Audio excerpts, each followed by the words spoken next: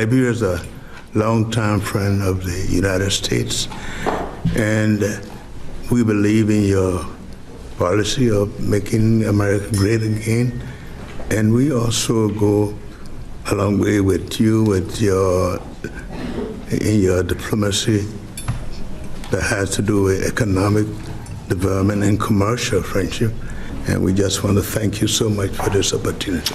Well, thank you in such good English, such beautiful. Where did you learn to speak so beautifully? Where were you educated? Where? Yes, sir. In Liberia. Yes, sir. Well, that's very interesting. It's beautiful English. Sure. I have people at this table can't speak nearly as well. Very good.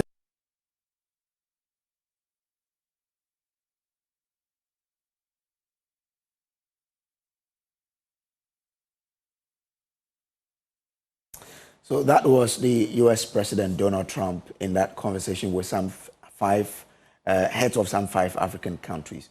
Now, U.S. and African relations has been redefined or are being redefined from aid to trade. U.S. President Donald Trump has met with leaders from Gabon, Guinea-Bissau, Liberia, Mauritania, and Senegal, where the discussions focused on business opportunities, but also on, to the surprise of Donald Trump, as you heard there, that the president of Liberia speaks good English. Okay, now let's talk about this and what is the new, this new term mean for African countries? Because when you read what transcribed, the African president were trying to pitch to the American president and his people what they do have. I mean, someone would say we have resources like that, we have minerals, and I'm inviting American investors to invest in it. One president even went to the extent of saying that, well, if you don't, other countries will come, so you have to come and invest in it. But let me start with you, and I've been joined by Nanaya Miraku.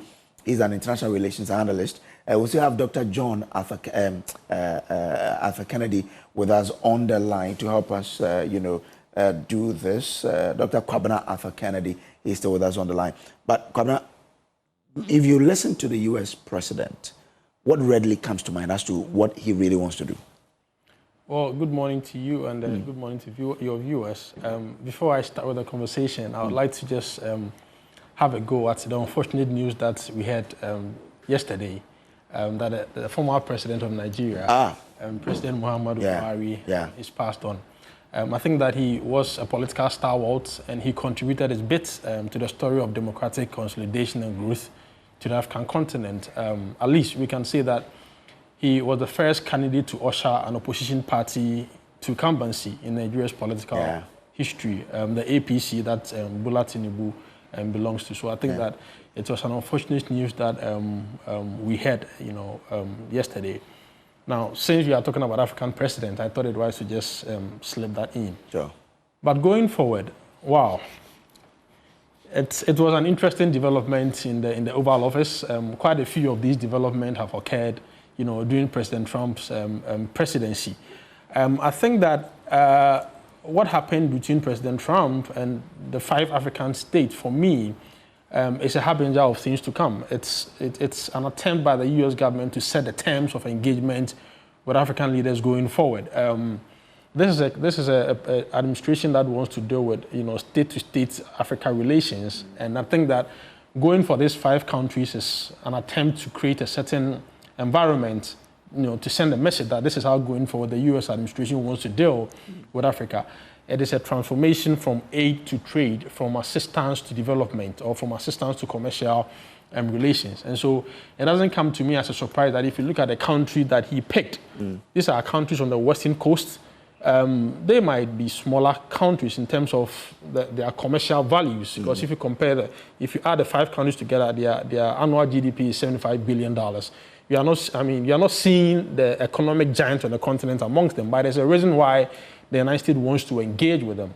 It's from a geostrategic point of view, a geopolitical point of view, and indeed, natural resources. If you look at these countries, 5 of them, Mauritania, Senegal, Gabon, Guinea-Bissau, and then I think Liberia, 5 of them. These are countries that are well endowed with what you call rare earth minerals, very, very rich. And the United States is seeking to reduce its dependency on China, because China has most of these rare earth minerals. But China uses this as a leverage in dealing with the US. So once the United States is able to sidestep China in the near future and is able to acquire these natural resources from other places, it's a boost to the U.S. Geopolitical stance. And if you look at, again, Mauritania, for instance, Mauritania lies on the Atlantic coast. It serves as a bridge between North Africa and then Sub-Saharan Africa. It's nearest to U.S. immigration policy to have Mauritania on its side, because I think from 2022 to 2025, 20,000 Mauritanians, crossed through Nicaragua, went to the U.S. southern borders. So there is a number of geostrategic relevance in terms of where they are located, in terms of the natural resources they are able to offer. And I also read that they have a coastline which spans 500 kilometers. Yes, they have a very impressive coastline, particularly Gabon. And that U.S. would want to set up a base to even deal with maritime counter-terrorism, piracy. And Gabon is. We must understand that Western influence across the Sahel is shrinking, especially with this, France's waning popularity, French waning popularity in that area. U.S.'s drone base in Niger, Agadez, is being closed down. So the United States is also seeking other places where it can establish these military bases. They have like 13 permanent ones, 17 temporary military bases. So an arrangement with Gabon. And Gabon is also very, very rich in manganese. I hear that it has a quarter of the global reserve of manganese supplies and supplies 22% of the total manganese that China needs. And so these are very, very resource-rich countries that having them, to the side of the U.S. is very, very, very important. On the side of the African leaders, they are also seeking for investment, foreign direct investment, adding value to their natural resources, ultimately creating employment for their people, so they don't harbor this sentiment of wanting to travel away to make it. So I think that we are yet to see how these things will materialize. Okay. Because once again, we know Trump. Cyril Ramaphosa was in South Africa some few weeks ago. And we thought that because of what happened, it was going to transpire into certain practical evidence or dividends for South Africa. But we've seen that 30% of tariffs has been slapped on South Africa. So we don't really know what is going to happen. Nothing has come out concretely yet until we wait for a few days that is ahead of us. On that note, let me take you to America and speak to someone who has lived there for quite a long time now and understands the system better. Dr. Alfred Kennedy, you could probably understand where Trump is taking this to. What do you think the direction of this will be from Donald Trump? And what must the African leaders be wary of on the new direction that this is taking? I think that fundamentally Mr. Trump is transactional, and I think that we shouldn't read too much into the countries that were picked. I think they wanted to send the message that there is a new order. Africa has always had the big boys, Nigeria, South Africa, Ethiopia, which every American administration deals with. It seems that two things are going to change, not just the nature of the priorities of the administration, but also how the structure of the relationship goes. There is a gentleman is named as a senior advisor on Africa, Masad Boulos, and he is the person who helped negotiate the Rwanda DRC peace deal. Even though traditionally they've been an assistant secretary for African affairs and an African bureau, and the National Security Council and the Africa Command, it would seem that during the Trump administration, these ways of conducting policy will change a little bit, and Mr. Boulos, who is a good friend of Mr. Trump, will have a very big voice. And as to the fact that the emphasis has shifted from aid to trade, we hear this cyclically. The African Growth and Opportunities Act was also a shift from aid to trade. So these are cyclical, and I think that from my point of view, even though the Trump administration might prefer engaging with countries on an individual basis, I think Africa should learn from Europe. I think the European Union is conducting negotiations on behalf of all of them. That is more cost effective. That makes us have a unified voice. So I think while he's trying to deal with us as individual nations, will be best to strengthen the African Union, give it resources and give it a voice so that it can deal with the Trump administration mostly on our behalf. I think that Mr. Mreku does make a very good point about security concerns by the Trump administration. The French interest in the Sahel is waning, and not only that, there are intractable conflicts on the African continent. Hopefully, Mr. Trump has solved the most important one, which is the DRC Rwanda one.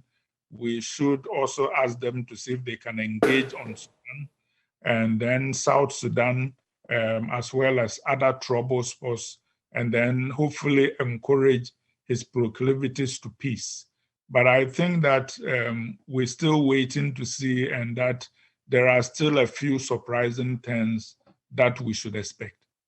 Like what? Well, I feel, for example, that their relationship with South Africa probably will get better. I think maybe before his term is over, there might be a few more bases. And I think also that if we make our case well, I think, for example, the withdrawal of assistance in the health field, in my view, aside from security, is a very significant thing.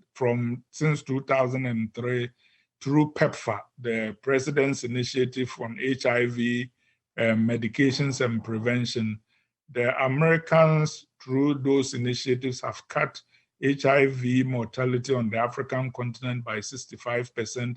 They spent almost $100 billion, and people are very worried about them pooling resources from research. Actually, they give Ghana about $140 million a year to our health budget. All those are things that we should quietly pitch to our friends in the administration. And I think we should be careful about engaging Mr. Trump through these public debates and spats. I think that the model for dealing with the new American administration is Bibi Netanyahu. He's been very effective. You never see him arguing with Trump in public. I'm sure they have disagreements, but he keeps it private, because those disagreements do not help us. And as Kofi Annan famously said, if your hand is in somebody's mouth, you don't hit the person on the head. So we should look for allies and people who are influential with Mr. Trump. And that is, for example, how Mr. Bulloss came to be his senior advisor on Africa. So we need to be looking for friends and people who are influential with Mr. Trump to make our case to him quietly, rather than take through public bombast. Okay. I mean, if you listen to Doc, he makes the point about Africa negotiating as a bloc, like the European Union does. Should individual country heads then tell the West that, well, if you want to pass through the AU, or where do we begin? Well, that's a very interesting way to look at how we should be engaging, the U.S. government. I think it's right for you to want to do it. It gives us some kind of agency if we do it as on a continental level than as respective individual countries. I think that first of all, the Trump administration now, President Trump is what I call a transactional pragmatist. He's always looking for something in exchange for something. So. He is very, very careful, and this is I'll come to answering your question. This is where I want to I beg to differ. Africa has not really featured well, in Trump's foreign policy. It happened during his first administration. Africa was more like an economic backwater, like I keep saying, because if you look at the presidential signature initiative that were implemented by his predecessors, it was, I think, President Clinton that introduced AGOA, and President Bush Jr. introduced what they call MCC, and then PEPFAR. President Biden didn't do much except for what you call the Libido corridor, which is also some counterbalance measure to China in their creation of the China Belt and Road Initiative. President Trump didn't do much except for the creation of what you call Build or Prosper Africa. And I keep saying that he does these things because he's a transactional pragmatist. It is what Africa has to offer that gives Africa the leverage to want to sit with him. So if we go as individual countries and we are not able to make a very good pitch as to what we can offer, right? At the end of the day, they gain more, we gain less. And so I agree to the fact that it has to be done on a continental level. As to whether the U.S. government is ready to engage us on that continental level is another issue, because it takes two to tango. I would have thought that under Biden administration, in the first week of his presidency, when there was the AU summit, President Biden decided to engage African Union on that level. But we see Trump preferably choosing to deal with African leaders individually. So he dealt with South Africa. Now he selected 5 African countries to deal with them. So as much as it's inures to our benefit to want to deal with the U.S. government on a continental level through the African Union, we must also understand whether President Trump is willing to deal with us on that, on that bigger platform, or he prefers to deal with African countries individually. We don't have a say in this? Well, it depends on how we want to structure our systems. Have you put in place, what are we selling to President Trump? How well have you managed AFTA, for instance, that we are able to convince the Americans that you have access to this large continental, market, so that you also have to, there has to be some commercial relations. So I think that it is important for us to understand that this is an administration that has identified its strength. And so it is choosing to deal with us individually, or collectively. And I think that this is where we must be, pragmatists in ensuring that we keep our house in order. We have AFTA in order. We have a number of things to sell to the Americans, that this is what we are bringing to the table. For that matter, we need that commercial, engagement. All right. Grateful to you. Let me bring in Dr. Arthur Kennedy. Doc, let's now look at the U.S. visa and immigration issues that, we now have. You are there. What do you really think is happening with the new direction that they want to take in terms of the visa issuance to Ghanaians?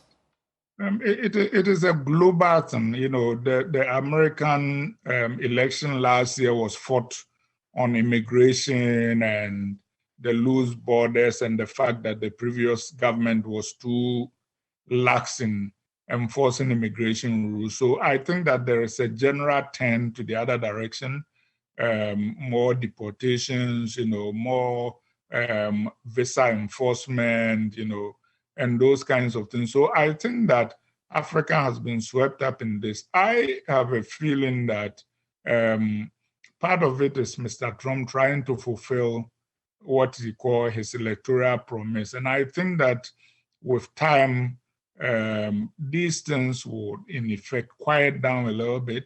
I also think that particularly after the U.S. midterm elections, other voices will come before in the legislature and they will apply different kinds of pressure.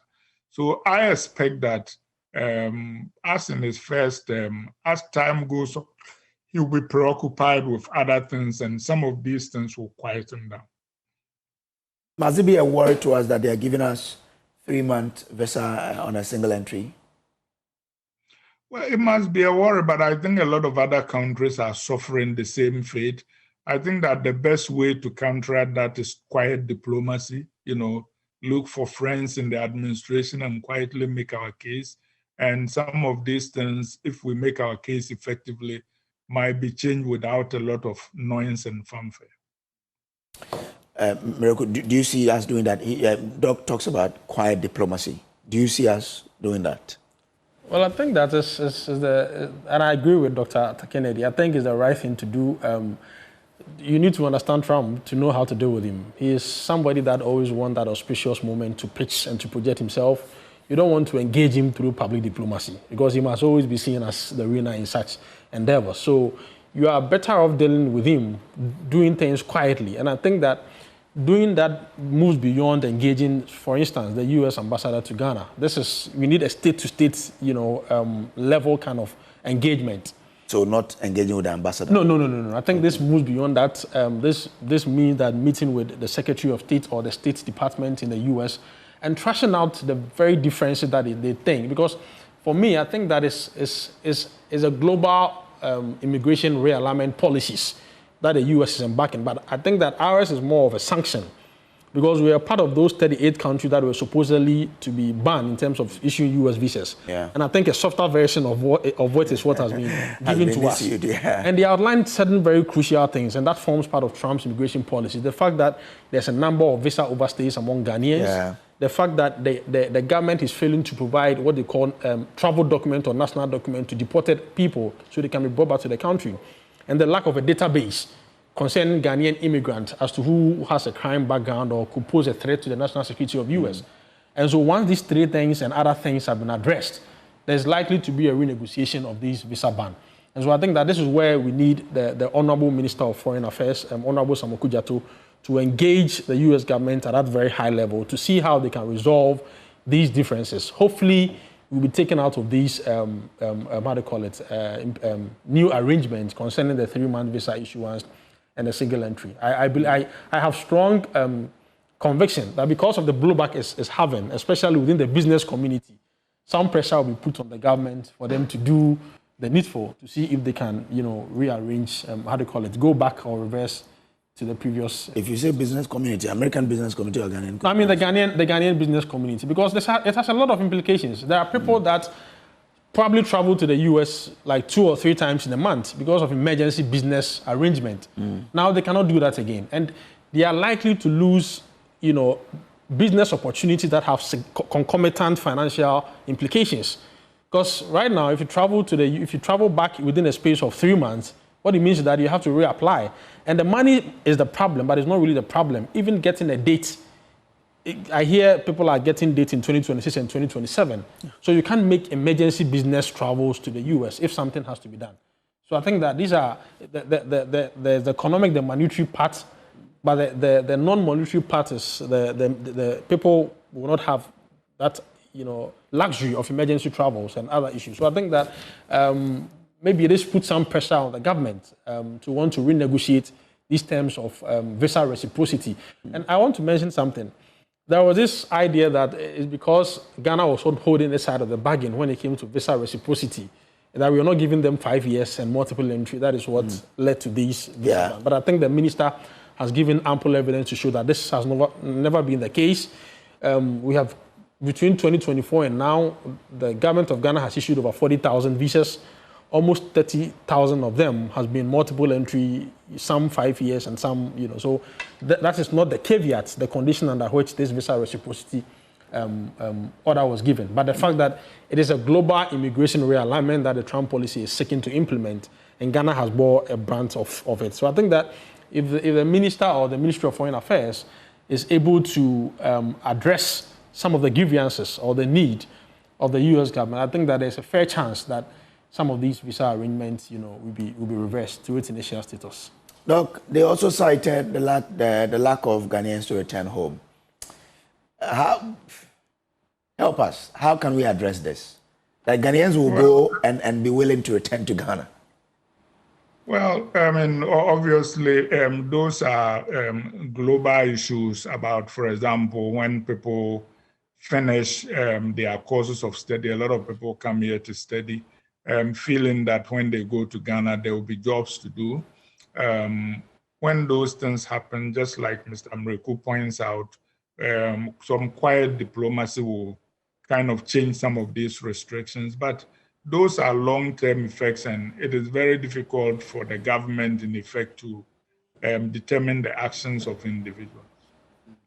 Okay, so it means that as for that, there's nothing government can do about it. We just have to pray that individuals will be willing to return.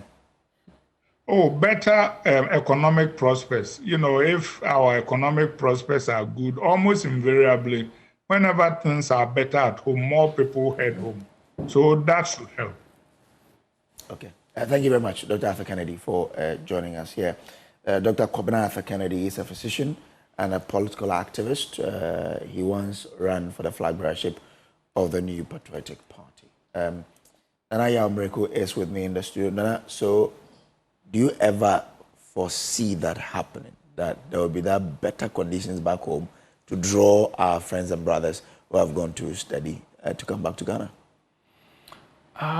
That's a very big question. I'll try to answer it the best way I can. I think that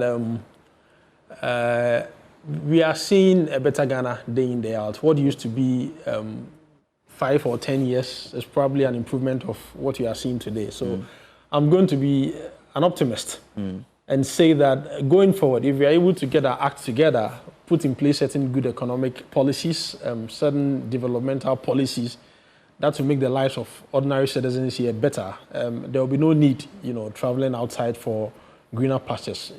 The outside exposure is important, but once we have our act together, I want to be optimistic and say that it might take some time, but we will definitely get there. Because does AFTA hold the key? Say again? Does AFTA? Oh, and there is enormous benefit to AFTA, but AFTA has its own challenges, especially with the member states.